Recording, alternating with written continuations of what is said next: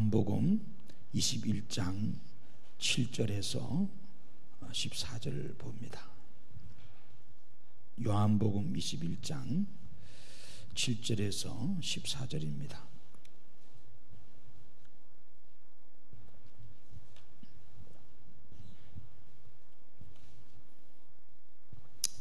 같이 읽겠습니다.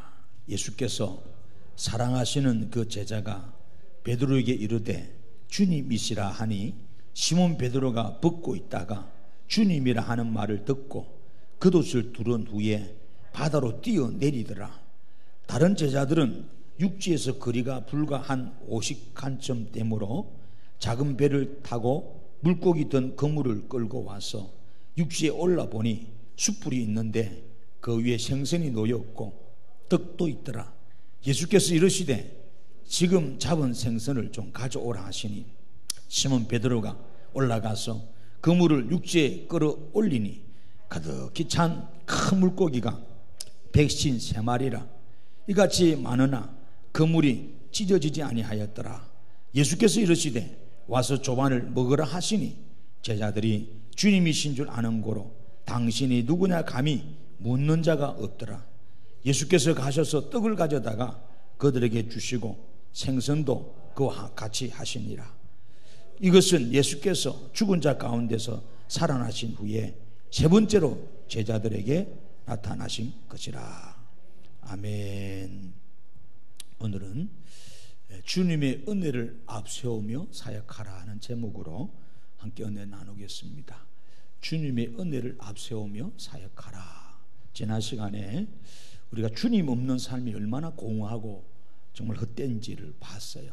그래서 주의 말씀에 의지해서 그물을 여러분 내리니까 여러분 많은 고기를 지난 시간에 잡았던 것을 보게 됩니다.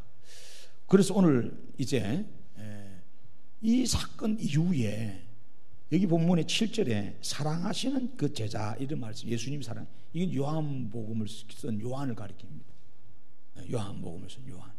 그래서 우리가 요한이라는 이름으로 예수님과 함께 사역했던 사람 두 사람이 나오잖아요.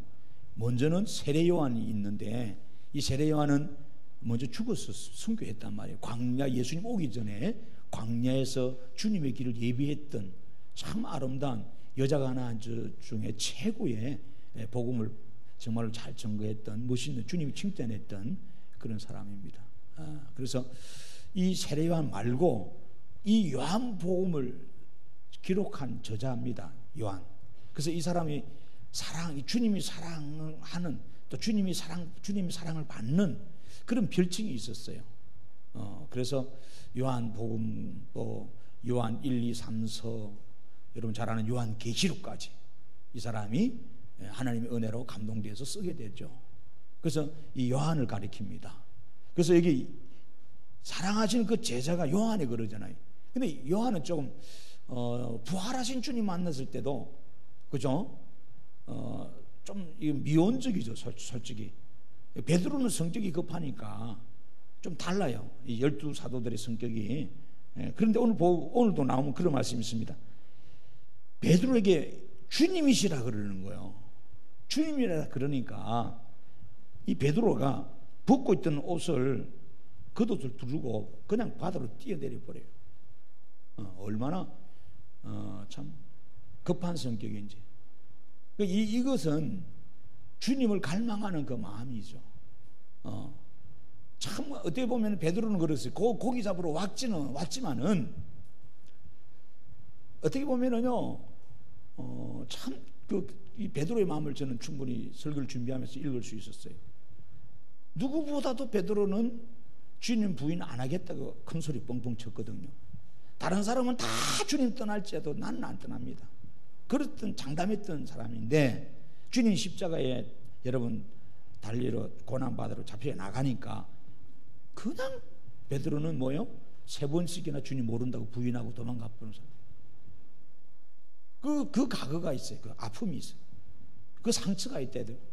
우리가 그러잖아요. 교회 와서 목사님 제가 열심히 충성하고 내 뼈를 여기 묻을 겁니다. 내가 교회를 충성헌신하겠다 했는데 아무것도 안 해. 시험 돼가지고 깍두기 조금 적게 줬다고 밥 먹으면서 아무것도, 시험은 아무것도 아닌 것이 사실 시험이 오는 거야. 습습마귀한테 와가지고 별거 아닌 거 가지고 예수님 때문에 시험 당하는 게 아니고 교회에 와서 신앙생활, 인간관계 속에서 시험을 당해버리거든. 여러분 그죠? 그러는 거예요. 그래서 교회 떠나버리고 작심삼일이 되고 믿음 생활도 안 하고 예배도 포기하고 기도도 포기하고, 그건 완전 탕하로 사는 거예요. 얼마나 마음이 아프겠어요. 그러면서 한 구석에는 뭘까요? 신앙의 잔류가 아직 있다 이 말이에요. 불이 꺼지지 않고 잔불씨가 남아있대요. 그러면 괴로운 거예요. 괴로운 거예요. 양심의 가책을 받죠. 그러면서 뭐 해볼까 하면서 또 돌아다니는데 그게 잘 안 되죠. 그게. 지금 베드로의 신경은 그런 거예요. 베드로가 사실 낚시하러 갔지만은, 바다로 나갔지만은, 그것이 참 그렇잖아요. 답답한 마음, 죄송한 마음, 미안한 마음, 이 모든 마음이 사실 베드로 안에 함축되어 있는 거예요.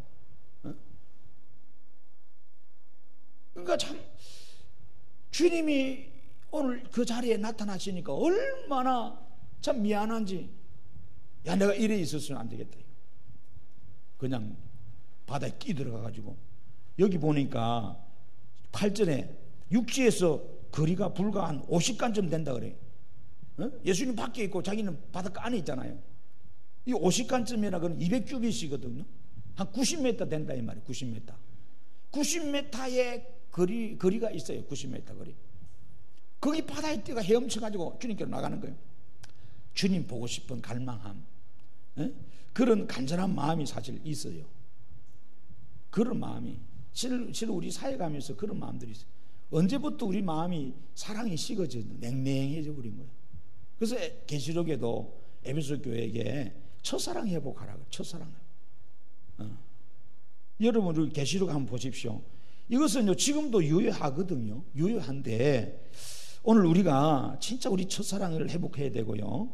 오늘 여러분 심령에 정말 가정이든 교회든 우리가 이 사랑을 회복해야 됩니다.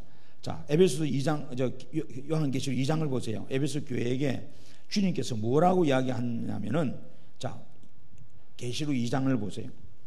자, 이 아시아의 7교회는 있잖아요.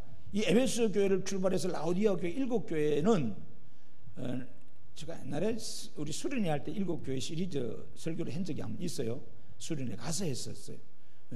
다 못 들어서 언젠가 한번 제가 추려서 다시 이 요즘 현대적인 접목을 좀 해서 이 강의를 좀 할 거예요. 그러니까 이것은 실제로 그 당시에 있던 교회들에게 편지한 내용입니다. 그런 문제들이 있었고요. 그러면서 오늘날에도 이런 7가지 유형의 교회가 있다입니다.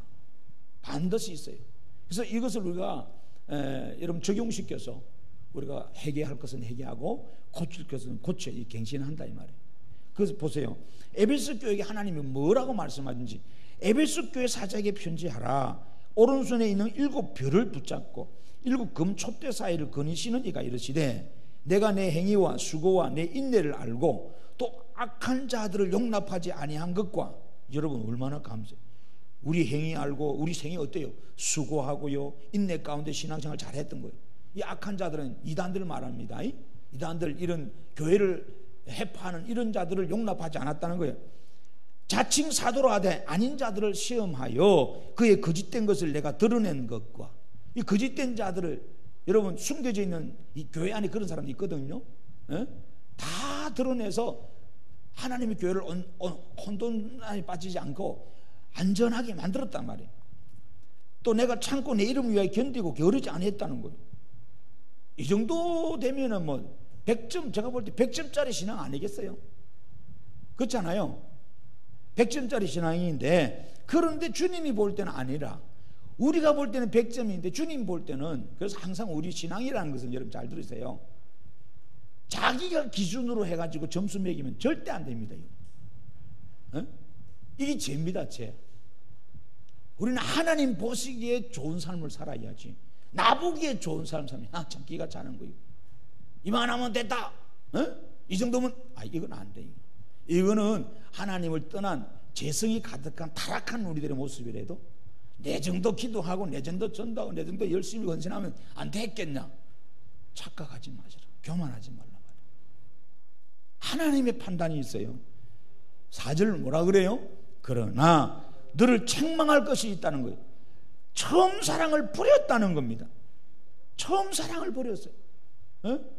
주님을 만나 첫 감격, 첫 은혜, 첫 열정, 첫 헌신, 그것이 지금은 없어졌어요. 그러면 지금 뭐가 남았을까요? 그냥 의무만, 습관만 남았다는 거예요. 형식만 남았다는 거예요.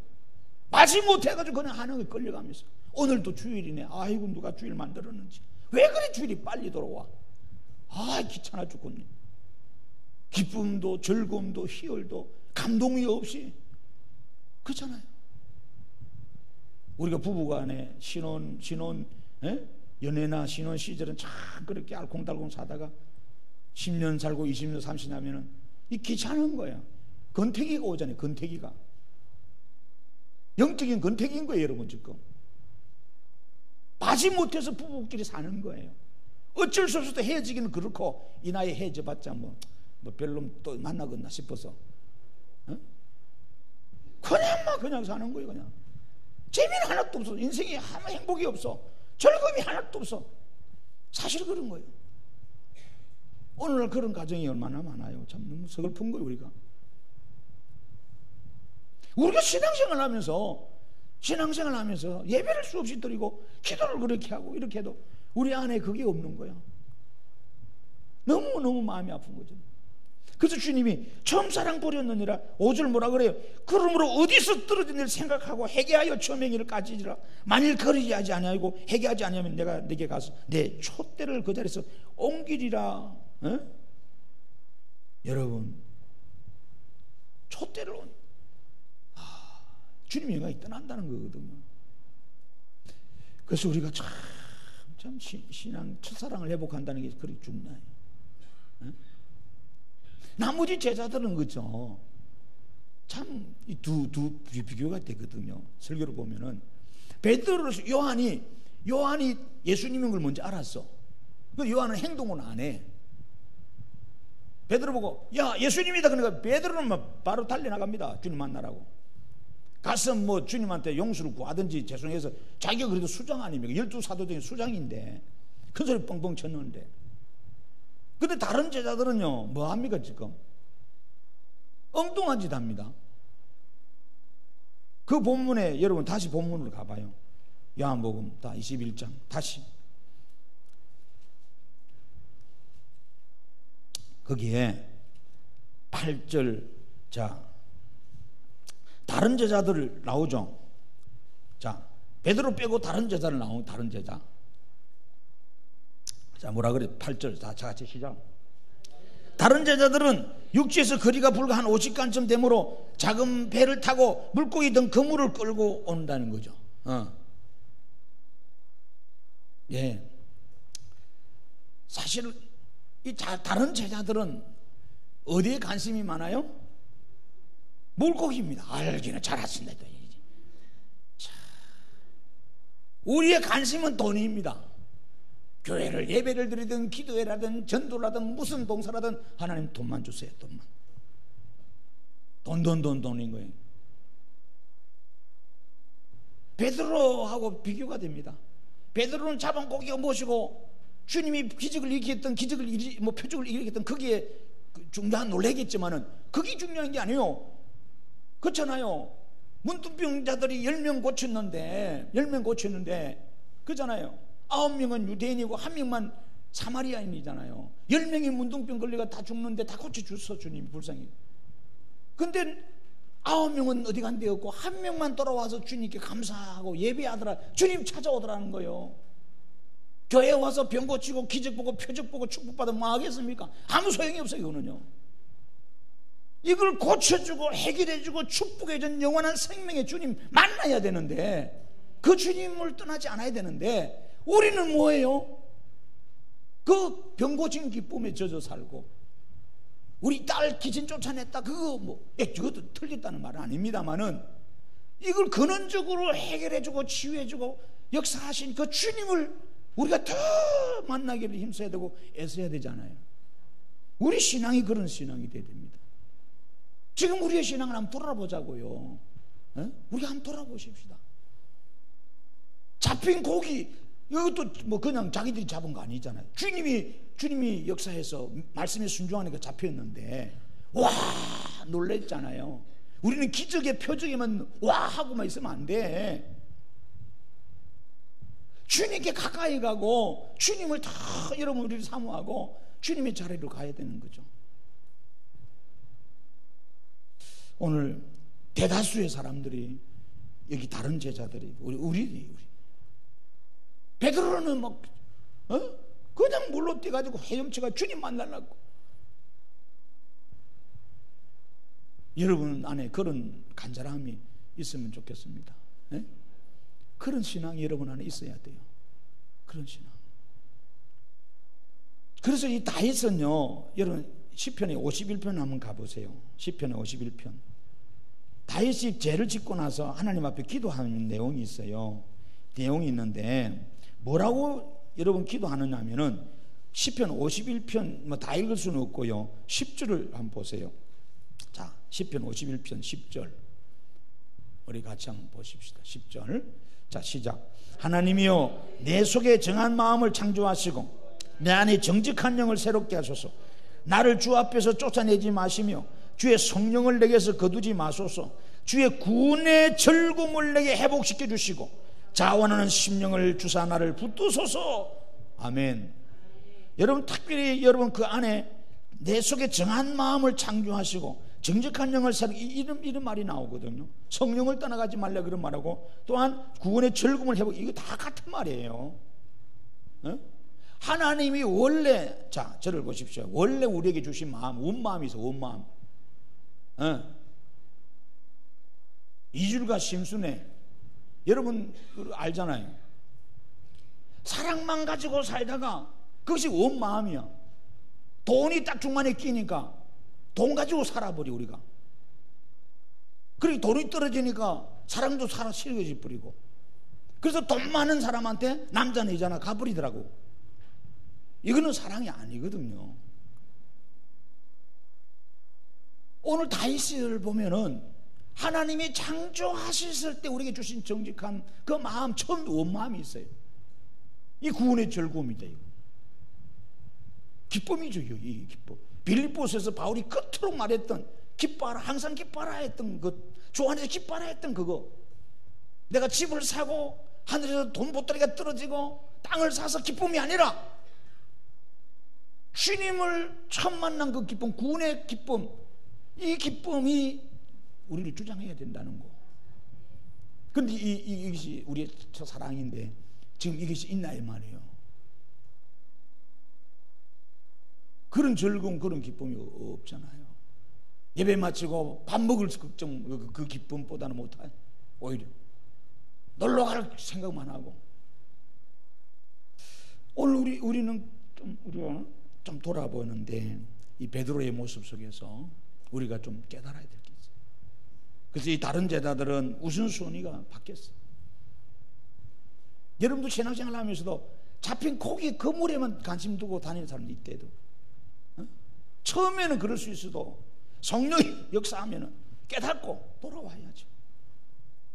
그런데 계속 거기만 관심이 있어요. 그래서 병 고친 것만 관심이 있어가지고 그거밖에 없어. 주의 일을 안 합니다. 주님께 안 돌아와. 그래서 주님이 아홉은 어디 갔냐 물어보잖아. 여러분 오늘 우리는요 주님을 다 사모하고 주님을 다 찾을 수 있는 그런 갈망, 이런 마음이 여러분 안에 있어야 될 줄로 믿습니다. 아멘. 자, 두 번째로 오늘 이 본문을 통해서 우리가 교훈받을 것은, 여러분 자 다시 요한복음 21장으로 돌아가 보십시오. 돌아가 보서 한번 보십시오. 자, 거기 보니까 육지에 올라보니 숯불이 있는데 그 위에 생선이 놓였고 떡도 있더라는 겁니다. 자, 여기에 생선과 떡이 있었어요. 밤새 고기 잡다가 허기지고 지치고 정말 힘든데 밥상을 요즘 말로 하면 한 상 쫙 차려놓은 거야. 여러분 특별히 주부들은 밥하기 싫잖아. 요즘이나 옛날이나. 옛날에는 내색을 안 하고 억지로 했고 그렇고, 요즘은 확 내색을 해버리잖아. 하기 싫어, 사 먹어, 아직도 밥 안 먹어요. 그래 요즘 그래서 여러분 저녁에 밥 안 먹고 들어가면 큰나잖아요. 예. 삼식이가 되면 안 된다잖아. 이야기해 줬잖아요. 제가 꼬박꼬박 새끼 다 집에 찾아서 먹는 삼식이 새끼라 그런다 그러잖아요.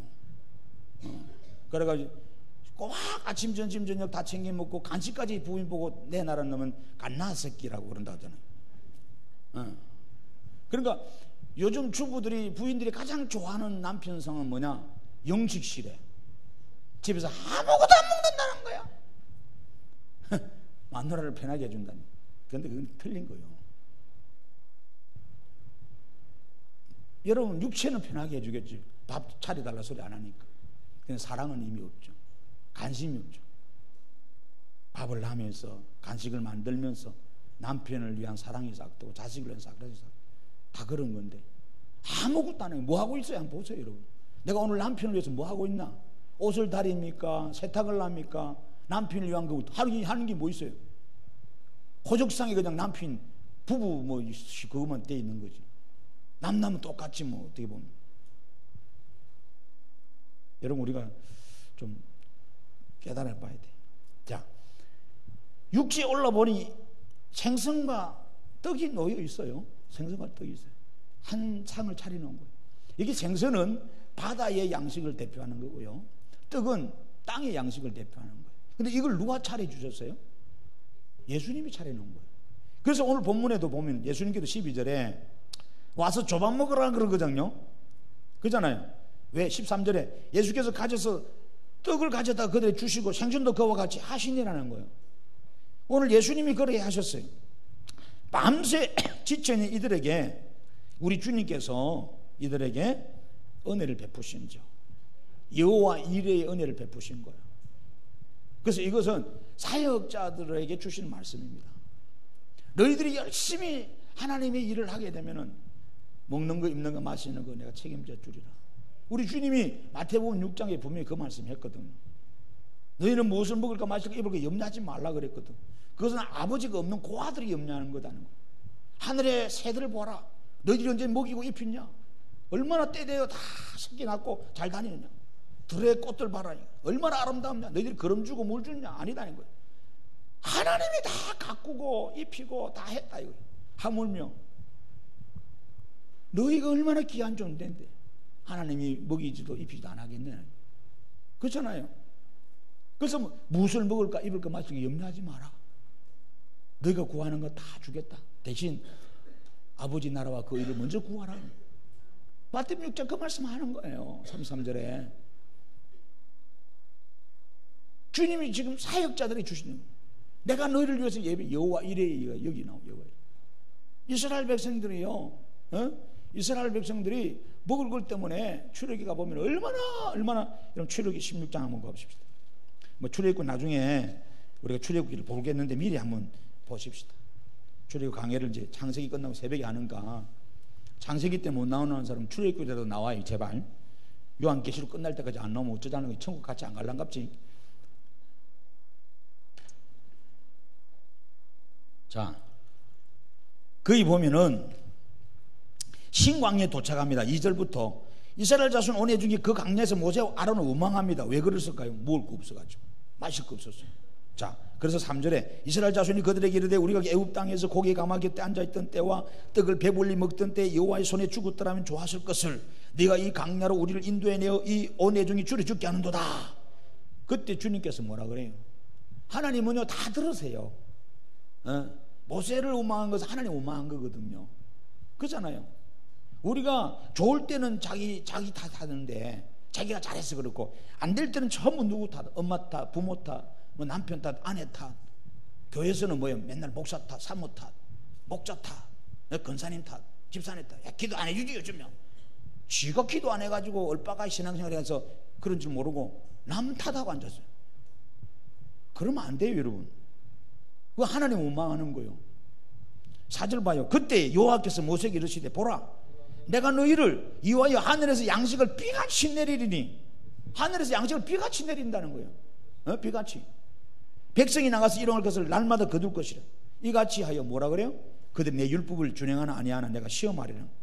여섯째 날에는 그들이 그 거둔 것들 준비할지니 날마다 거두던 것이 갑절이 되리라. 집에 가서 16장 다 읽어봐요. 하나님께서 40년 동안 그전에 안식일날은 빼고 매일 만나주세요. 고기 먹도 싶다니까 메추라기를 보내가지고 40일 전에 질리도록 고기를 먹어버려요. 우리 하나님 이렇게 여호와 일의 하나님이죠. 강야의 양식이 없는데 양식을 준비해서 다 먹이 있었어요. 그러니까 여기서 이제 믿음이라는 게 나오죠. 현실은 아무것도 없어. 그럼 뭐 죽어야 돼. 물도 없고 길도 없고 그렇잖아요. 그런데 여러분, 하나님이 어떤 하나님인지 네가 알고 믿음으로 가라는 거예요. 그러면 그 하나님이 광야에 길 내고 강을 만들고 양식을 주고, 이것이 이제 출애굽사에 나타나요. 어마어마한 하나님 놀라운 역사거든요. 오늘 앞으로 사역하면서 이 제자들에게 주님은 지금 12제자를 왜 다시 주님이 부활하고 찾아왔냐, 다시 쓰려고 하는 거예요. 그렇죠. 다음 시간에 말씀합니다만 다시 쓰려고. 그 뭐 주님이 할 일이 없어서 뭐 시간이 뭐 남아 돌아가지고 낚시하는 이 친구들 데려왔을까? 아닙니다. 절망 중에, 낙담 중에, 허탈 중에 있는 이들을 다시 사명자로 쓰시려고 주님이 가신 거예요. 그래서 가장 인생의 가장 궁극적인 문제는 먹는 거, 마시는 거, 입는 거거든요. 의식주 문제죠. 의식주 문제. 요즘 말로 물질 문제 아닙니까? 우리가 거기에 발목 잡혀가지고 주의를 못하거든요. 예배하고 싶은데도 돈 벌어야 되고, 성가대하고 싶고 교사하고 싶고 봉사하고 싶은데도 돈 벌고, 그러면 돈 때문에 교회를 못하는 거거든요. 그래서 주님께서 이 말씀을 하시는 거예요. 미리 주님이 다 한상 차려놓는 거예요. 내가 너희들에게 공급자다는 거예요. 하늘과 땅의 공급자다는 거예요. 내가 너희에게 참된 생명이라는 거예요. 생명이, 주님이 그 말씀을요, 요한복음 6장에 막 이들이 귀에 딱지가 않도록 말씀하셨어요. 그 요한복음 6장 가봐요. 자, 요한복음 6장. 우리들도 하도 오래돼가지고 그죠? 다 잊어버렸으니까. 자, 봐요. 요한복음 6장.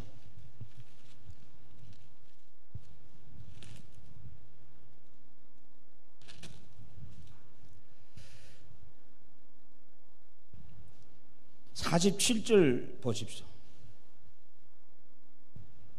진실로 진실로 너희에게 이르노니 믿는 자는 영생을 가졌나니 내가 곧 생명의 떡이니라. 너희 조상들은 광야에서 만나를 먹어서도 죽었거니와 이는 하늘에서 내려오는 떡이니 사람과 하여금 먹고 죽지 아니하게 하는 것이니라. 나는 하늘에서 내려온 살아있는 떡이니, 산떡이다. 사람이 이 떡을 먹으면 영생하리라. 내가 줄 떡은 곧 세상의 생명을 위한 내 살이니라. 할렐루야.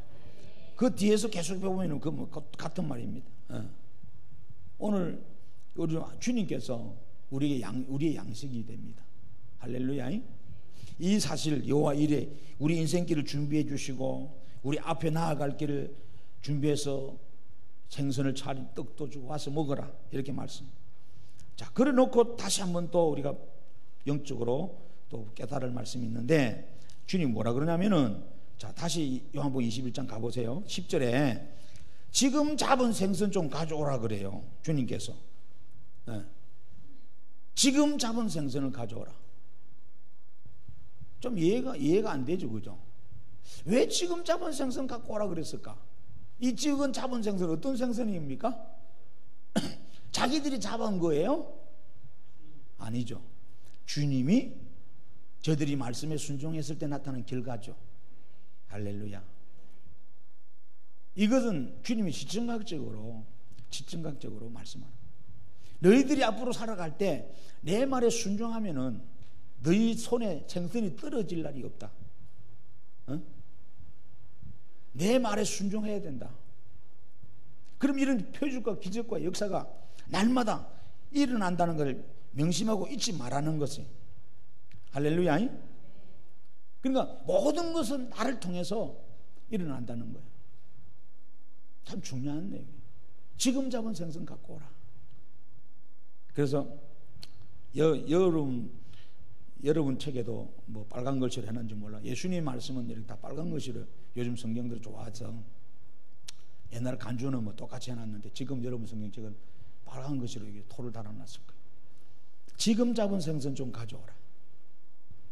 여러분, 우리는 주님 것으로 살고 주님의 말씀대로 살고 순종하며 살고, 그럴 때 우리는 날마다 기적이 상식이 되는 삶을 살아갈 수 있다는 거, 이 성경을 통해서 주님 오늘 우리에게 가르칩니다. 그래서 오늘 여러분 결론적으로 여러분에게 오늘 주고 싶은 제가 메시지가 사실은 오늘 거기가 아니고 11절입니다. 11절. 자, 11절 보면은, 자, 시몬 베드로가 올라가서 주님 가져오라 그러니까 그때도 행동을 베드로가 합니다. 그래, 베드로는 행동 대장이야. 얼마나 시원시원한 몰라. 그렇잖아요. 이래라 했는데도 뭘 가진도 모르고 유명한 사람도 있는데 반면에, 그렇잖아요. 자, 이렇게 빨리 올라가서 그물을 육지에 끌어올리니 가득히 찬 큰 물고기가 몇 마리? 153마리다. 그물이 찢어지지 않는 거예요. 지난번에는 누가복음 5장 때는 그물이 찢어져 버려가지고 2배 잠기고 이랬는데 지금은 안 찢어지고요. 예수의 복음 초기에는 찢어졌는데 지금은 안 찢어져. 그것도 153마리라. 큰 물고기가. 그래서 많은 사람들이 여기 153마리 153에 대해서 영적인 명예를 하는데 너무 뭐 그런 명예를 많이 갖다 붙이지는 마시고요. 지금도 보면 뭐 153 부대찌개도 있고, 특히 153 모나미 있잖아요. 이 볼펜 참 많이 팔렸죠. 153으로 하는 기업이 많아요. 153 153 하나님 어떤 표적 기적의 수인데 뭐 다양한 해석이 있습니다. 지금 그거 설명하려고 하지만 그거 해주면 여러분 헷갈리니까 그게 중요한 게 아니고, 이것은 앞으로의 베드로를 위시한 제자들의 사역을 이야기하는 겁니다. 앞으로 원래 주님이 이들을 처음 부를 때 고기 잡을 때 불렀어요. 생선 잡는 데 불렀어요. 왜? 사람 낚는 어부 만들려고. 그런데 사람 낚아야 되는데 또다시 부활 이후에 이들은 허탈해서 뭐예요? 고기 잡고 앉았어요. 주님이 그래서 말씀을 주셔서 너희들은 다시 사명지로 나가야 된다. 그래서 오늘 베드로가요, 베드로가 올라가서 그물을 육지에 끌어올리는데 이 베드로 혼자는 아닙니다. 성경은 그렇게 써놔서 그렇지 다른 제자들 같이 지 혼자 뭔 힘이 있다고 이 혼자 이 113마리의 큰 물고기를 다 잡아 끌어올려. 근데 하필 왜 베드로를, 그러면 요한은 베드로만 그물 끌어올린 것처럼 써놨냐? 예수님의 수제자 수석 제자가 베드로거든요. 그래서 앞으로는 내가 가고 나면은 성령이 역사하면은 베드로 네가 이 사도들의 중심이 돼서 이 예루살렘을 복음하고 이스라엘을 구원하는 중심적인 이 일을 한다는 거예요. 놀란 일이 앞으로 일어나요. 그래서 153은 뭐 다른 영적인 의미도 있겠지만은 하나님의 풍성한 은혜를 말해요. 앞으로 이 베드로와 제자들을 통해서 구원받을 영혼들을 말합니다. 영혼들, 그 건질 영혼들을 말합니다. 수많은 영혼들이 베드로를 통해서 들어온다는 거예요. 사도들을 통해서 들어온다는 거예요. 어? 그 열매의 결과가 오늘 우리도 포함된 거죠. 어? 주님의 제자들이 유럽이나 아시아로 흩어져 가지고 복음 전하는, 그의 제자들 또한 마찬가지고 사도들의 제자들 또한 그랬고. 여러분 우리 성경을 한번 보십시다. 사도행전을 자 가서 보실까요? 2장에 자 베드로가 성령 받고 나서 완전히 달라집니다. 딴 사람이 되잖아요. 자 사도행전 2장에 41절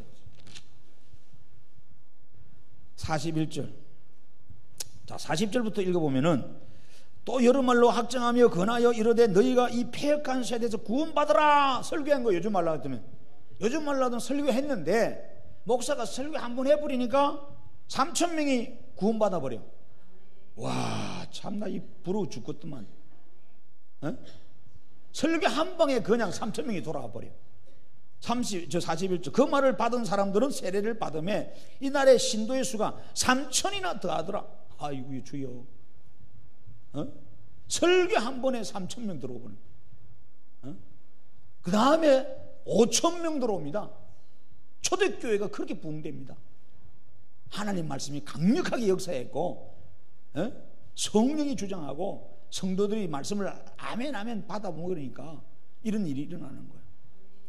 한국 교회가 오늘 새벽에도 제가 말씀드렸습니다만은 한국 교회 부흥의 역사는요, 1907년도가 획기적이잖아요. 부흥이여 다시 오라 우리 찬양 많이 하잖아요. 장대인 교회 그 부흥이 여러분 알고나 찬양을 하세요? 한국 교회사를 보세요. 한국 교회사. 세계 교회사도 있는데 부흥의 역사가 뭐 웨일즈 지방도 있고 몇 군데 있는데 이 부흥이란 단어가 오늘도 새벽에 나오신 분들 알려드렸지만 한국 사람들이 이 부흥을 전혀 잘못 알고 있어요. 이 리바이벌이라는 이 부흥은요, 여러분 말하는 뭐 교회가 건물이 크게 짓고 일반 성도들이 많이 모이고 헌금이 많아지고 차가 많아지고 빌딩 이걸 말하는 게 아닙니다. 이거는 성장이란 말이에요. 성장. 야, 사람 많이 모이네. 사람 많이 모인 거하고 부흥하고는 다릅니다. 부흥은 하나님 말씀이 내 안에 살아 역사하는 거예요. 그 말씀대로 내가 사는 거예요. 그 말씀에 사로잡히는 거예요. 그래서 초대교회는 이런 부흥, 말씀에 사로잡힌, 주님이 엠마오로 가던 이들에게 말씀을 풀어주니까 가슴이 뜨거워가지고 말씀 때문에 뜨거워서 그들이 급함에 적시로 다시 예루살렘으로 내려가 버리죠. 말씀이 내 가슴에 불이 타는 거예요. 그래서 그것은 내 뜻이 아니라 하나님 아버지 뜻대로 살려고 몸부림치는 거예요.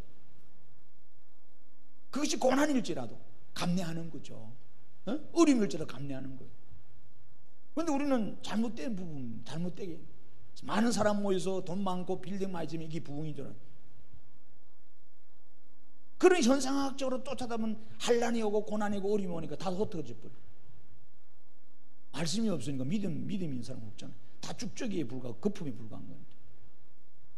그래서 1907년도에 이런 이 부흥회라, 그때는 부흥회란 말을 안 쓰는데 사경이에요. 사경. 말씀을 가르치는 사경이었어요. 요즘은 이런 말을 안 쓰죠. 잘. 요즘은 뭐 2박 3일 뭐 부흥식 이러면 그 효과가 없어요. 그거는 반짝이에요. 반짝. 약의 힘으로 운동선수가 뭐 실력 내고 기록 내면 뭐 하겠어요. 그거 진짜 기록 아닙니다. 그거 취소되잖아요. 지금 박태환 봐요. 자기는 억울하다 그러잖아요. 이런 선수들 봐요. 약 기운이 부흥회도 하긴 해야죠. 하는데 그거 의존하지 마세요. 사람마다 다릅니다. 며칠 못 갑니다. 하나님 말씀을 잘 먹고 그 말씀을 늘 묵상하고 그 말씀을 토대로 해서 이게 축적이 돼서 천천히 신앙이 딱 돼야 되지. 애들도 공부시키도 뭐 벼락 공부치게 하는 놈이 있잖아. 놀다가 막 내일 시험이라 그러면 밤새 공부하고 코피 터지더라고. 그러고 시험 치고 나오면 다 잊어버린다. 아무것도 몰라. 우리가 그래. 지금 우리 나의 교육 방법이 그러거든요. 그렇게 대학생들이 대학 때 들어가면요, 들어가기 전까지는 공부 많이 해. 들어가서 1학기, 2학기, 3학기 지나가면요, 애들이 멍텅구리가 돼버려. 졸업반 되면 아는 게 별로 없어. 그러니까 애국유학 나가도 세계적인 인물이 못 되는 거. 우리는 공부는 많이 하는데, 많이 하는 거 아니지. 잘못된 방식으로 하는 거예요. 남는 게 없는 게 남는 거예요. 그러니까 평상시에 공부를 하는 거예요. 평상시 질문하고 평상시 연구하고 평상시 해야 남는 거지. 벼락치기 해가지고 뭐가 되겠어. 신앙도 똑같은 거예요. 그래서 뭐 특별 너무 좋아하지 마세요. 특별을 하다가 특별히 죽여버려 사람을. 교회가 그렇게 물들면 안 돼. 한국 교회가 이 안 좋은 게 특별자예요.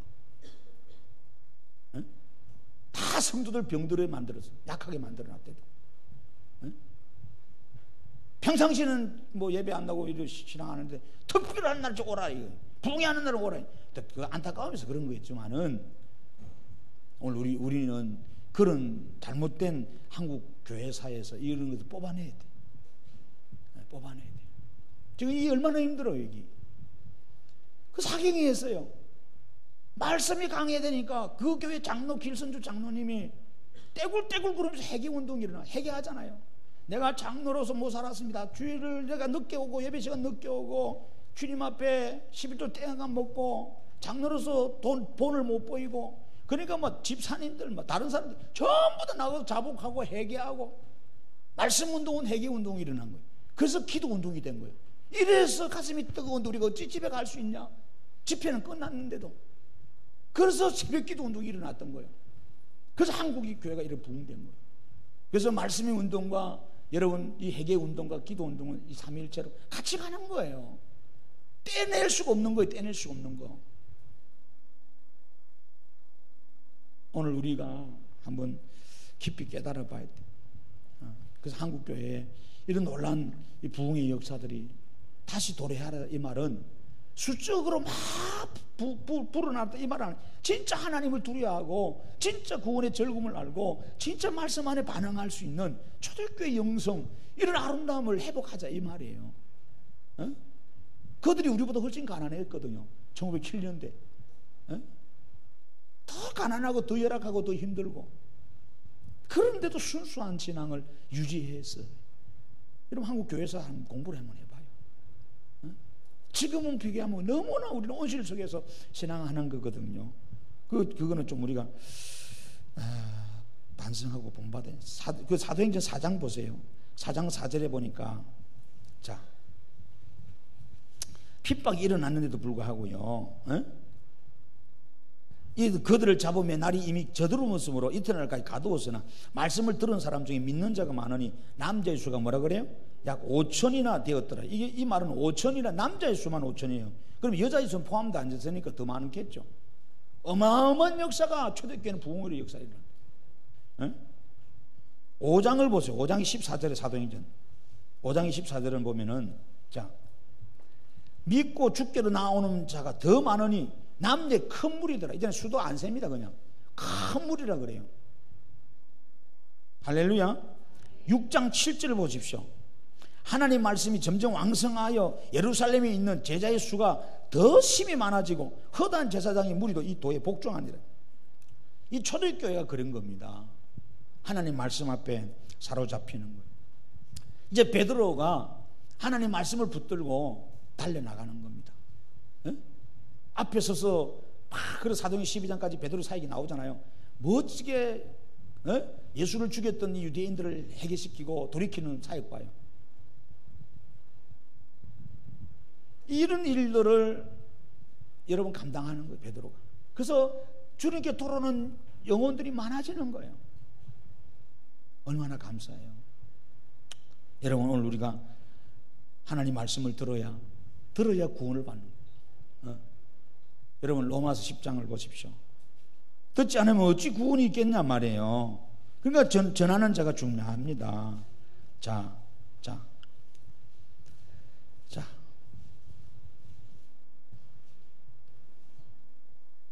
9절을 보세요. 내가 만일 내 입으로 예수를 주로 시인하며 또 하나님께서 그를 죽은 자 가운데서 살리신 것을 내 마음에 믿으면 구원을 받으리라. 사람이 마음으로 믿어 의에 이르고 입으로 시인하여 구원에 이르니라. 성경이 이르되 누구든지 그를 믿는 자는 부끄러움을 당하지 아니하리라니 유대인이나 헬라인이나 차별이 없습니다. 학문이신 주께서 모든 사람이 주가 되사 그를 부르는 모든 사람에게 부유하시도다. 누구든지 주의 이름을 부르는 자는 구원을 받으리라. 그런즉 그들이 믿지 아니하는 일을 어찌 부르리요? 듣지도 못한 일을 어찌 믿으리요? 전파하는 자가 없이 어찌 들으리요? 보내심을 받지 아니하였으면 어찌 전파하리요? 기록된 바 아름답도다. 좋은 소식을 전하는 자들의 발이요 한과 같더니라. 그러나 그들이 다 복음을 순종하지 아니하였도다. 이사야가 이르되 주여 우리가 전한 것을 누가 믿었나이까 하였으니 그러므로 믿음은 들음에서 나며 들음은 그리스도의 말씀으로 말미암았느니라. 그러나 내가 말하노니 그들이 듣지 아니하였느냐? 그렇지 아니하니 그 소리가 온 땅에 퍼졌고 그 말씀이 땅끝까지 이르렀도다 하였느니라. 그러나 내가 말하노니 이스라엘이 알지 못하였느냐? 먼저 모세가 이르되 내가 백성 아닌 자로서 너희를 시기나게 하며 미련한 백성으로서 너희를 노엽게 하리라 하였고 이사야는 매우 담대하여 내가 널 찾지 않은 자들에게 찾은바되고 내게 묻지 않은 자들에게도 나타났노라 말하였고 이스라엘에 대하여 이르되 순종하지 아니하고 거슬러 말하는 백성에게 내가 종일 내 손을 불려놓으라 하였느니라. 이게 뭐 말이냐면은 지금 선지자들은 그래요. 예를 들어서 예수겔도 그랬고 다 그래요. 예레미야도 그런데 주님 시대가 지금 악하고 폐역해서 괜히 가서 설교했다가는 하나님 이야기했다는 빰 맞고요, 멱살 잡히고 혼나고 이럽니다. 지금 이 사람들이 말씀을 받을 준비가 안 됐는데 거기다가 뭐 말씀 주어봤자 뭐 하겠습니까? 선지자들이나 우리들 입장이 그렇다 이 말이에요. 근데 하나님은 안 그래요. 하나님은 아무리 악한 세대라도 아무리 타락한 세대라도 아무리 폐역한 세대라도 하나님은 뭐예요? 우리에게 말씀을 전하라. 그러면 그 중에 남은 자가 있다. 즉 택한 자가 있다 이 말이에요. 들을 자가 있다는 거예요. 그래서 그거 하라는 이 말이에요. 그래서 여러분, 날마다 우리가 말씀을 들을 때 믿음이 자라고 이 믿음으로 하나님을 기쁘게 하거든요. 선한 사역 감당하거든요. 그래서 예배에 열심히 참석하라는 그 말은 그 말이에요. 같은 말이에요. 참 중요한 거예요. 집에서 열심히 말씀 상고하라. 요소에서 말씀 상고하라 그래. 떠나지 말라 그랬잖아요. 요소 1장에 똑같은 거예요. 그러면 하나님께서 함께하고 형통케 하겠다 그 말 똑같은 거예요. 오늘 사랑하는 성도 여러분들이 이 말씀을 가슴에 새기고 이 마지막 때에 모이기를 피하는 이런 시대가 지금 왔어요. 엄난한 시대, 폐역한 시대에 주님 말씀을 들어도 뭐 그냥 한길 흘려버리고 신경도 안 쓰는 시대에 오직 돈에만 눈이 반짝 뜨이고 귀에 쏠리고 그죠? 그밖에 없는 거예요. 그 외에는 아무 관심이 없는 시대입니다. 지금 이런 산무의 시대가 지금 도래한 거예요. 너무 가슴이 아픈 시대입니다. 지금 시대가 영적으로 진짜 너무 진짜 하나님이 진짜 징계할 그런 시대 아니겠어요? 어떻게 하나님이 우리를 징계하는지 이 시대를 이끌어가는지 우리는 여러분 잘 보셔야 돼요. 성경을 통해서. 그 지금 영적 대 흉년의 기간이 왔다 이 말이에요. 깨어 있어야 돼요. 깨어 있어야 돼요. 정신 못 차리면 다 죽는 거예요. 그래서 하나님 말씀을 더 상고하고요. 베레아 사람들은 이 하나님 말씀이 어떤가 날마다 상고했다고 그랬어요. 할렐루야.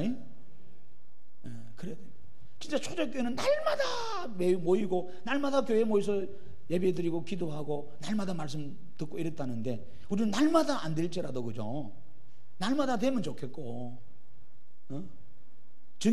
공적으로 정해진 예배 시간만이라도 우리가 잘 사수해야 되는데 이 부분들이 정말로 안 돼요. 그러면서 오늘날은 점점 젊은이들이 오늘도 뉴스 보니까 그 우리나라의 그 여자분들이 거의 43.5%인가 결혼 안 해도 관계없다고 지금 조사가 나왔더라고. 어려워서 그런 거예요. 살기 어려우니까 직장 다니기 힘든데. 근데 그렇지만은 이제 점점 그런 거예요.